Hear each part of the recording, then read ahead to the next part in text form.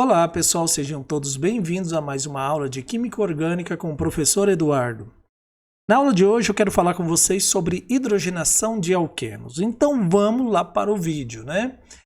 A primeira coisa que eu quero que vocês vejam é que nesse processo de hidrogenação, uma dupla ligação que aqui está entre dois carbonos é hidrogenada e formado uma ligação simples carbono-carbono. A ligação que reage nesse processo aqui é a ligação π. Outra coisa bastante importante, né, é que essa reação de hidrogenação catalítica também é chamada de reação de adição à dupla ligação. Tá? Se for só um alqueno, então a reação de adição a alqueno. Mas o que importa é o seguinte, que é uma reação de adição. Outra coisa muito importante, que essa reação sempre é catalisada. E por que ser catalisada? Olha, dá uma olhadinha aqui, ó, nesse diagrama de energia. Se o processo for um processo não catalisado, olha só o caminho que ele segue. É esse que está aqui em roxo, que eu estou passando aqui o apontador laser. Tá? Esse caminho é um caminho de alta energia, muita energia. Tá? Então é um caminho estritamente hipotético. Não vai acontecer essa reação se você colocar em condições severas, porque você vai consumir a sua substância orgânica, vai degradar a sua substância orgânica. Então esse processo tem que ocorrer sempre na presença de catalisador. E na presença desses catalisadores pode ter várias etapas. É por isso que é colocado aqui nesse gráfico em azul, nessa curva aqui em azul, vários pontos de máximo. Nesse caso aqui, 3 pontos de máximos. Mas aí você obtém esse produto que aqui está. Então, o produto de partida seria esse carbono, dupla carbono. O produto de chegada seria esse aqui, carbono simples carbono. Sempre na presença de hidrogênio e de um catalisador. Outra coisa bem importante nesse processo de hidrogenação é o seguinte: os processos de hidrogenação catalítica geralmente são utilizados para estimar a estabilidade de algumas moléculas. Por que isso? Porque quando a gente pega e faz a reação de hidrogenação catalítica de alquenos ou derivados de alquenos, enfim, de carbono dupla carbono, sempre uma hidrogenação gera essa quantidade de calor aproximadamente. Então serve sim para estimar a estabilidade de compostos, tá? Outra coisa bastante importante é o seguinte: como que é obtido esses catalisadores? Como são esses catalisadores? Bom, a platina tem que ser platina platinizada. O que é platina platinizada? É platina finamente dividida. É um pó de platina. É tão em pó que a gente, se vocês enxergar esse material, vocês vão ver que parece um pó preto, né? Mas não é não. É porque a platina está muito finamente dividida. Bem assim também o paládio. Já o níquel também tem que ser finamente dividido. E esse níquel finamente dividido, ele é chamado de níquel honey. E esse níquel honey, ele é obtido a partir de uma liga metálica níquel-alumínio, que é consumida por hidróxido de sódio. Aí o hidróxido de sódio reage com alumínio, liberando somente níquel. E esse níquel é muito finamente dividido. Então, se é finamente dividido, tanto o níquel, quanto o paládio, quanto a platina, ele tem uma superfície de contato muito elevada. Então é por isso que tem que ser assim, finamente dividido. Agora, outra coisa muito importante nessas reações, sobre ainda os catalisadores, é que essa é tipicamente uma catálise heterogênea. E por que é catálise heterogênea? Porque o catalisador, no caso aí, platina, paládio, níquel, eles não são solúveis no meio reacional que eles vão sofrer a reação, tá? Vai ser utilizado como catalisadores. Então, por isso eles são chamados de catalisadores heterogêneos, ou uma catálise heterogênea. Mas existe a possibilidade de catálise homogênea? Existe. Como seria essa catálise homogênea? O catalisador é solúvel no meio reacional. Qual que é o catalisador de reação de hidrogenação mais famoso que a gente conhece? É o catalisador de Wilson. O que seria esse catalisador de Wilson? Seria esse catalisador aqui. Qual é o nome desse catalisador? Isso aí é o trifenilfosfina ródio, tá? Esse é o nome dele. Muito bem. Outra coisa muito importante das reações de hidrogenação catalítica é a seletividade do processo. Então é assim, ó.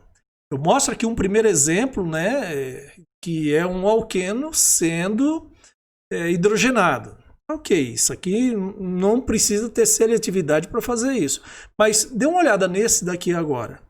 Aqui tem uma carbono dupla carbono e aqui tem outras carbono dupla carbono. Então esse aqui é o estireno e essa carbono dupla carbono aqui, essa ligação dupla não faz parte lá do anel aromático. Embora esteja em ressonância com o anel, mas não faz parte do anel aromático. Então, olha só o que acontece. Nessas condições aqui, ó, de níquel e hidrogênio gasoso, ocorre a hidrogenação dessa ligação aqui, né? Que não fazia parte do anel aromático. O anel aromático não sofre processo de hidrogenação.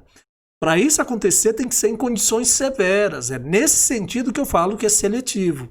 Olha aqui as condições severas quais são. Ó. Você tem que pegar isso aqui e submeter a 100 atm de pressão e 170 graus Celsius. Para aí sim conseguir fazer a hidrogenação catalítica de todo o anel aromático. Então, nesse sentido que eu falo que é seletivo. Outro aqui, ó. Você pode obter, a partir de álcool insaturado, obter álcool saturado. Ainda mais, ó. Isso aqui é um éster. Veja só, o hidrogênio está hidrogenando o quê? Essa dupla carbono-carbono. E não essa dupla carbono-oxigênio. Isso aqui é uma carbonila. A gente chama isso de carbonila. E essa carbonila ligada ao oxigênio, esse oxigênio ligado a carbono, a gente chama de éster. Mas olha só, nesse processo, quem é que sofreu a reação de hidrogenação? Somente esse carbono dupla carbono. Aqui não. Hein? Um outro exemplo desse processo de catálise seria isso aqui, ó, onde a gente tem um óleo que é hidrogenado a uma gordura. Isso aqui é tipicamente utilizado na indústria de margarinas. Você faz uma hidrogenação catalítica de óleos vegetais, tá bem? Agora, quanto ao mecanismo do processo de hidrogenação, tem aqui, ó, vou mostrar para vocês. Veja. Esses metais eles estão finamente divididos para quê? Para aumentar a superfície desse metal. Então estou representando aqui, ó, a superfície de um metal qualquer. Aí o que acontece? Quando eu digo um metal qualquer, entenda platina, paládio, níquel-rânio, ródio e por aí vai, tá? Esses metais que são mais comumente utilizados, tá? Então olha só, ocorre uma adsorção do hidrogênio na superfície do metal. Veja, não é o alqueno que está aqui que eu estou mostrando. Estou mostrando o hidrogênio. O hidrogênio vai ser adsorvido aqui, tá? Com letra D mesmo. Aí eu faço essa representação aqui, ó. Tá vendo? O hidrogênio foi adsorvido na superfície do metal. Feito isso, aqui está o alqueno que vai ser hidrogenado. Esse alqueno se aproxima também da superfície do metal através dos seus elétrons π, que aqui estão. Ó. Isso aqui são os elétrons π. E o que acontece? Esses elétrons π também serão adsorvidos aqui na superfície do metal, ou seja, o alqueno vai ser adsorvido na superfície do metal. E aí acontece um outro mecanismo agora. Ó. O que vai acontecer? Esse hidrogênio vai se ligar a um dos carbonos, como eu estou representando aqui através dessa seta cor-de-rosa. Então ele vai formar uma ligação sigma aqui, uma ligação forte, sigma, e aí, em seguida, esse outro hidrogênio também vai formar uma ligação sigma com esse carbono aqui. Muito bem, como estou mostrando aqui para vocês agora. Ó. Aqui está, formando então essa substância que aqui está, que é um alcano. Então, de um alqueno, a gente obtém um alcano. De uma dupla carbono-carbono, obtemos uma simples carbono-carbono. Tá bem? Muito bem, agora esse mecanismo assim tão específico tem algumas consequências. E quais seriam essas consequências? A primeira delas é o seguinte: quanto menor for o substituinte, mais facilmente a substância será adsorvida na superfície do catalisador. É adsorvida mesmo, porque ela prega lá na superfície, ela não entra dentro da superfície. Por isso que usa o termo adsorção, adsorvida.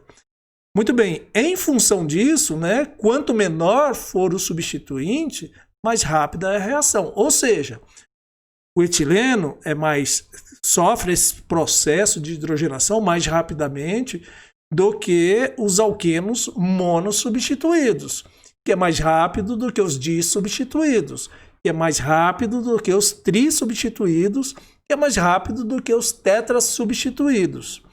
Vamos lembrar o que é ser monossubstituído? É você tirar um hidrogênio do etileno e colocar tipo um grupo CH3, por exemplo, aí vira propeno.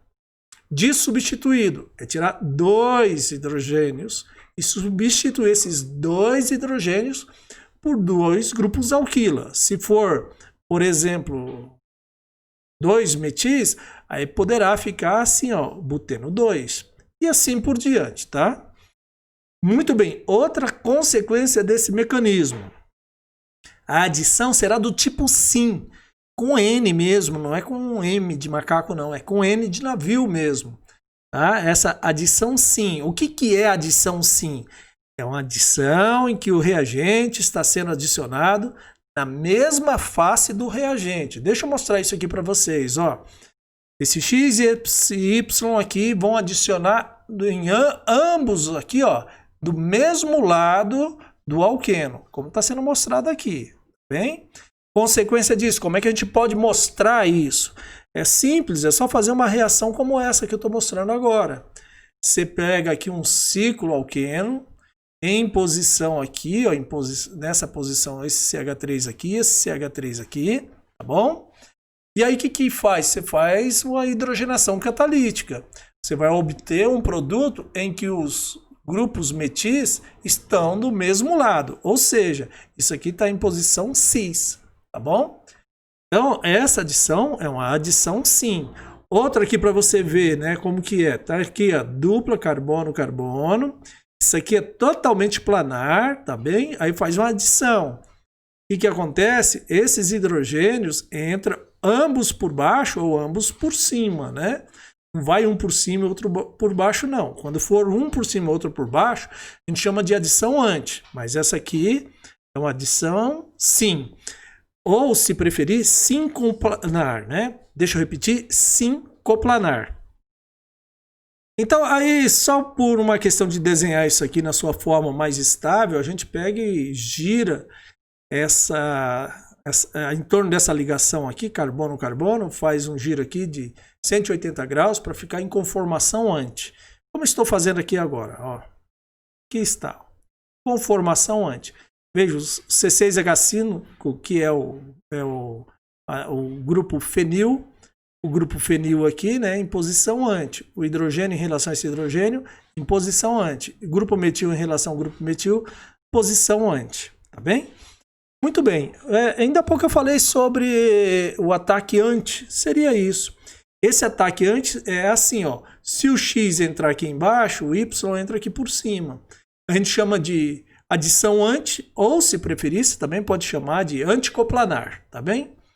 Muito bem, pessoal, se vocês gostaram aí do vídeo, ótimo.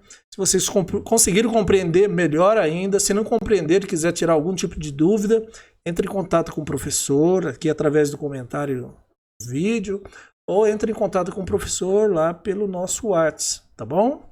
Um abraço a todos e até o próximo vídeo.